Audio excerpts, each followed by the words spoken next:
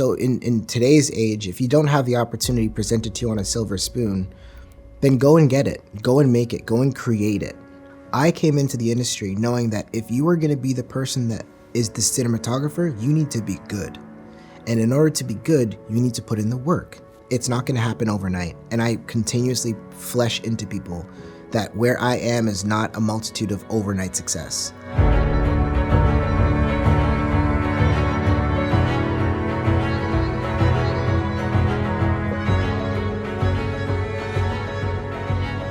Hi, I'm Jordan Oram.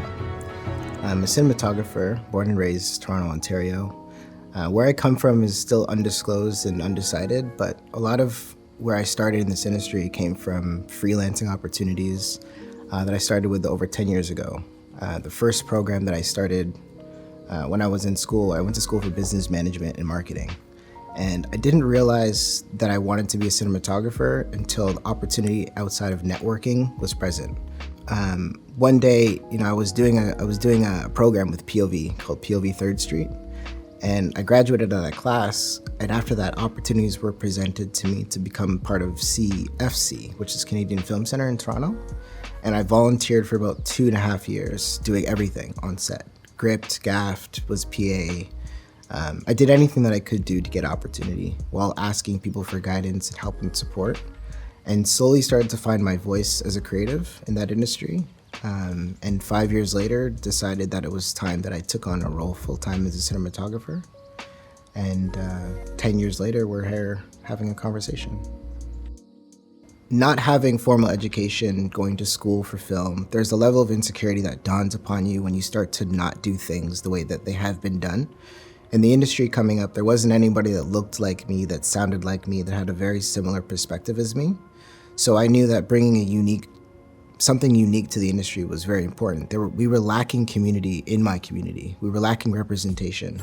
And I knew that I had the ability to have people listen to me because I was doing the work. I was trying to ask the questions. If people were afraid to ask the questions to other cinematographers or directors or seek opportunity for themselves, I was okay with putting myself in that position on their behalf. So by helping and supporting other people, it actually supported me more than I even knew that. And because of not having the ability to go to film school, I needed to figure out a way that I could get myself opportunities. So what I did was I would ask people whether or not if I wanted to shoot videos for free. I would do a lot of on-set work for free, a lot of videos, and a lot of hours spent trying to figure out what was going to work for me. So the biggest challenge that I faced trying to come up through the industry was trying to define my voice in a room full of noise. And I had to find a way to stand out. And for me, the only thing that kept on coming back to me was authenticity. I just needed to be me. If you don't ask, the answer is no. It's the most important piece of thought that I've had for myself. Something that my mom used to always tell me growing up. If you don't ask, the answer is no. And a lot of people fail to realize that you have to put your best foot forward. You never get a second chance to make a first impression. So if I'm the person that's consistently asking, at least you're showing repetition. I would rather repetition than anything else, inconsistently trying to get my attention. So in today's age, if you don't have the opportunity presented to you on a silver spoon, then go and get it. Go and make it. Go and create it. And it's not hard. There's many of people in the CSC community that are accessible to information. You can ask any one of us questions.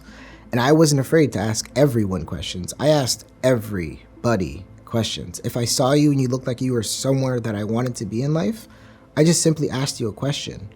And a lot of it was just training how to deal with no. I never wanted someone at the time to tell me yes, because that means that it was too easy. I wanted to hear no more often than not, because if someone said no, I would ask why. And that just comes from my background in business and real estate, just understanding why people say no.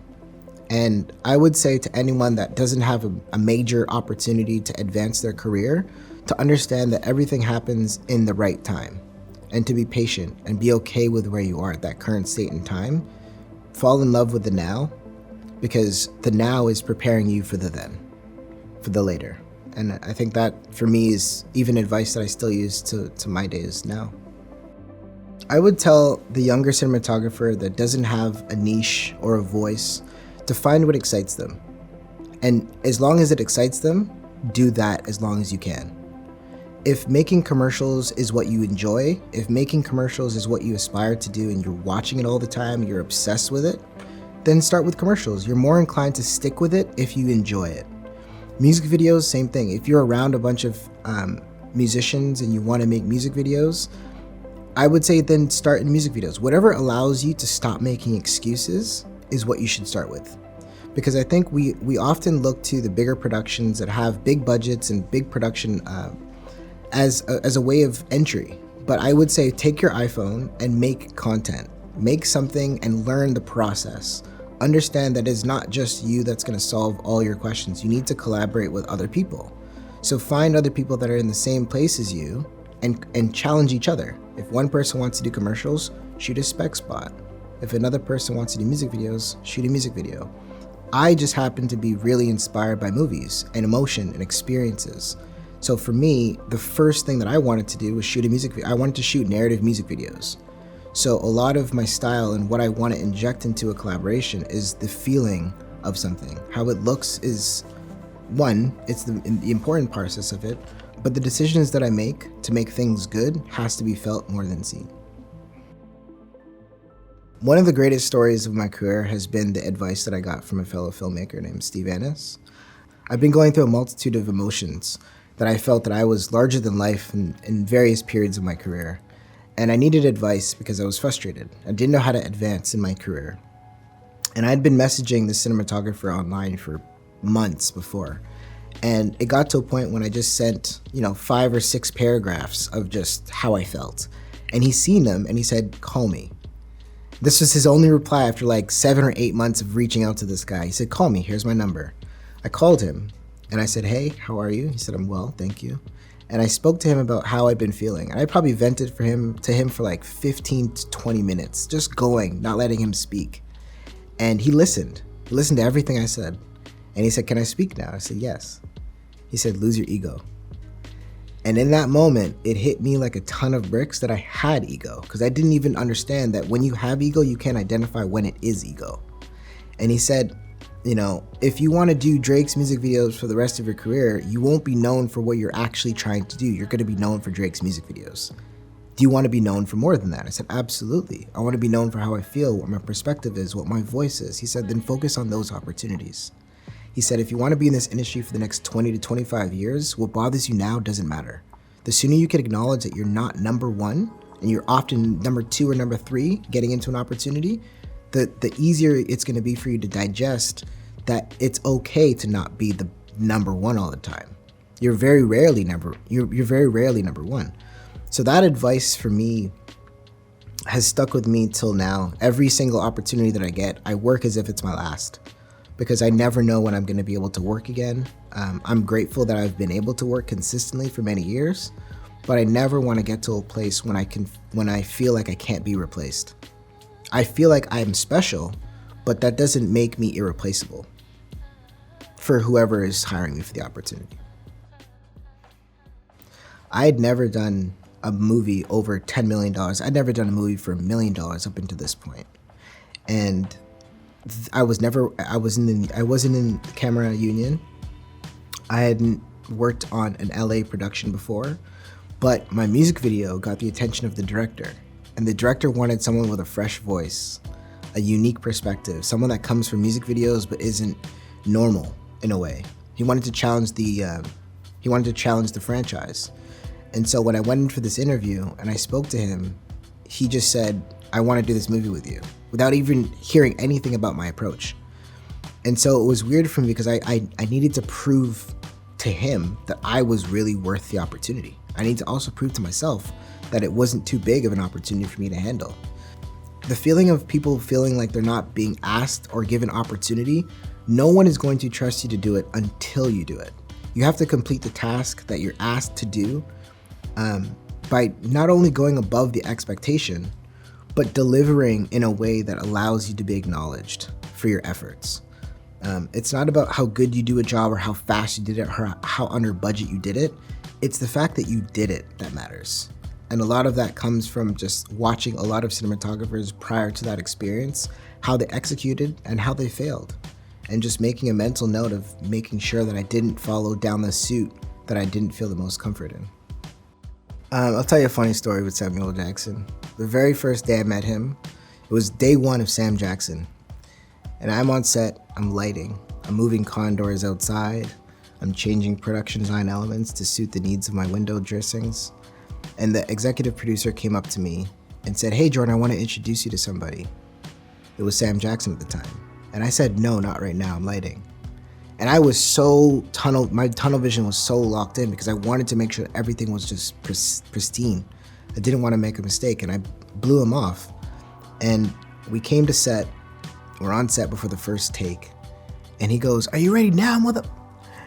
In front of everybody, and Chris Rock is laughing, and I'm like shaking out of my comfort, and I'm like, "Oh man, I totally forgot to introduce myself to this amazing actor." And so I introduced myself to him, and he was laughing because he noticed what I was doing. I was so focused on doing my job, understanding that I had a big role to fill. I had a huge responsibility, not just as a cinematographer, but I had never seen someone that looked like me in my position at that time. So I knew what I was doing in that moment. It was more important to me than anything else. And so after that, we had developed a creative collaboration where the director had allowed me or gave me the comfort to feel like I could speak to these actors in a very comforting way. And, I spoke to Sam, I spoke to Chris, I spoke to all the actors just to make sure that they were comfortable with the decisions that I was making, whether it be a light be too close or light be too hot, or just to ensure that they were comfortable. It's really important for me as a cinematographer to know that I'm not always in control, but I would allow collaboration with everybody on set to have an opinion now that I've sought and found ways to deal with that. But dealing with actors, I try not to be so hands-on with them because that's not my responsibility. I try to ensure that the director has the respect of the actors. And as long as they know that I'm there to do my job and I'm there to make sure that everyone's comfortable and looks great, then I'm fine. I won't go out of my way to build a relationship with actors. Just want to make sure that they're comfortable. For me, representation it wasn't something that I put at the forefront of my earliest decisions as a cinematographer. Like I never came on set and said, "Oh, I'm Black, I need to be given special treatment or I need to be acknowledged in a various way." I came into the industry knowing that if you are going to be the person that is the cinematographer, you need to be good. And in order to be good, you need to put in the work. And so the work for me at that time was 10,000 hours. 10,000 hours of reading, 10,000 hours of watching movies, studying, taking notes, talking to conversations. So for me, it was more important to represent myself in the best way possible versus being just handed an opportunity or given an opportunity, and developing both hard skills and soft skills. And a big part of my growth had come from mentorship. A lot of who I am today comes from the advice of many people, much more successful than me. And so as I grew through my opportunities, as I grew through my career, and as I continue to grow through my career, my absolute responsibility is to ensure that I'm giving back as much information and resources as possible to those that are curious to seek the knowledge themselves. I can't put 100 links in your email and expect you to watch them. But if I send you these 100 links and you call me after that and you say, "I've watched all 100 links," I will pour into you. Because that is what I did. Someone sent me 100 links and I watched every single one and came back with a lot of questions. And so the biggest thing for me right now and the community that we're building at Hire is to establish a way and resources that were not available to them before. Paid opportunities on set to ensure that their time is valued and not just given. The days of freelancing for free should come to an end. There's so much money in this industry to provide ability and finances to allow people to grow. And so we have a very open policy. We're very transparent with the people that we work with to ensure that they're comfortable on set, they're acknowledged on set, but every one of the opportunities that they're on set with and for. It's a big thing for us to ensure that we're also following up with them after opportunities. It's not just put them in the room and expect them to succeed. If they step into a room and succeed or fail, we're there to advise. And it's bigger to listen than it is to tell, because a lot of the information that we're giving them is a lot of overload. If we speak too much about the technical aspects of the work that we do, it might overwhelm them if they're not ready for that information. So where a lot of my focus in my mentorships come is through conversations about advising, about listening to the problems that they're having and how I can help aid in any way. It's very important for me to know that it's not going to happen overnight. And I continuously flesh into people that where I am is not a multitude of overnight success. If you saw what I did when I leave set to come back to set, it would be a lot of hours spending doing the exact same thing. Repetition, repetition, repetition. So I consistently build into people that way, where I would just allow transparency and empathy to be the forefront of my leadership. And just to ensure that trust is built. And for me, with representation through Hire, I want to show people that it's possible to do it. Just you have to want to do it. Not for anybody else, but for yourself. And if someone shuts you down, if someone doesn't reply to your message that you've reached out to them to build communication, reach out again. Don't let no defeat you, because you getting your answer should mean more to you than it does to them. It's okay if someone doesn't reply to you. People don't reply to me. But what do? I make sure that I'm visible. I go on their social media. I post on their page. I send them emails. I find their number and I call them. I call their agent. I figure out a way to get their attention. I'm not being annoying. I'm being persistent. Because if I want something as bad as I want it, no one is going to give it to me. I want success. I want happiness more. So I'm going to do the things that are going to allow me to be happy. Respecting time has been one of the absolute greatest lessons that I've continuously am learning, aside from my cinematography career, because we often think that we're supposed to be where we want to be at a particular time and place. And through my life, I've realized that there's no better time than now. Where you are at that moment is where you're supposed to be. And Ira Glass says, where you want to be and where you were and where you are, you have to bridge the gap. And for me, it's been about bridging the gap for the last 10 years. And I'm getting closer to completion of a gap. And now I'm okay because I know I have something to reach, but I know I'm standing on solid foundation. And that took time. That was 10 years of me asking the same question, realizing that I always had the same answer. It was my own point of view. And I didn't lean into my point of view because I was rushing my time. And so patience has taught me that I'm not supposed to have all the answers. Patience has taught me that I don't know everything. The collaborations that I seek are things that are gonna shape my career. Time is the most important. Don't give up, because the world is much better when you try. Because if you don't try, then we'll never be in a place that we want to get to.